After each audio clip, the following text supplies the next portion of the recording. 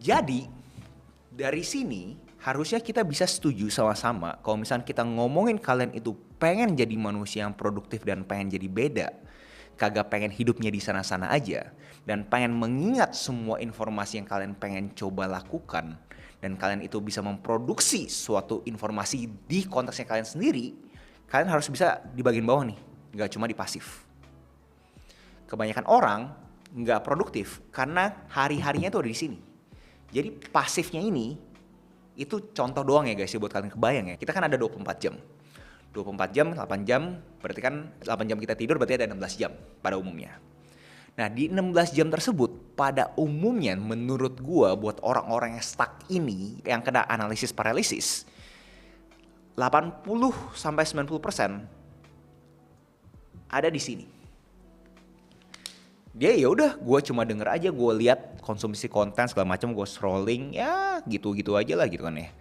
Tapi kalian tahu kan ya setelah melihat count of learning ini kan, bahwa ini semua itu harusnya komposisinya lebih kecil nih dibandingkan kita punya yang aktif gitu.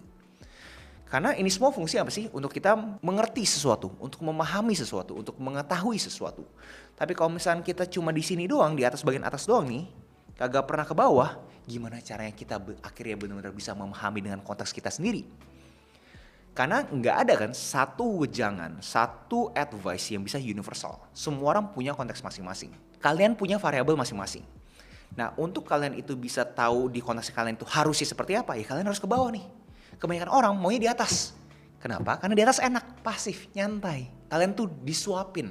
Ya dong, setuju dong ya? Kan maunya cuma denger doang. Kan cuma mau lihat doang, mau denger dan lihat doang. Enak di sini di atas. Di bawah kagak enak. Dan entah gimana caranya, ini tuh kayak ada gap gitu.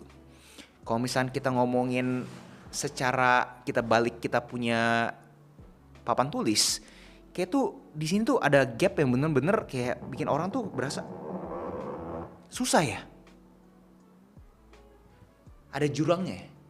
Nah gimana caranya kalian bisa ngelewatin jurang tersebut? Nah balik lagi ke action kontras. Kalian harus tahu, kalian cuma ngemeng doang, apa yang terjadi nih?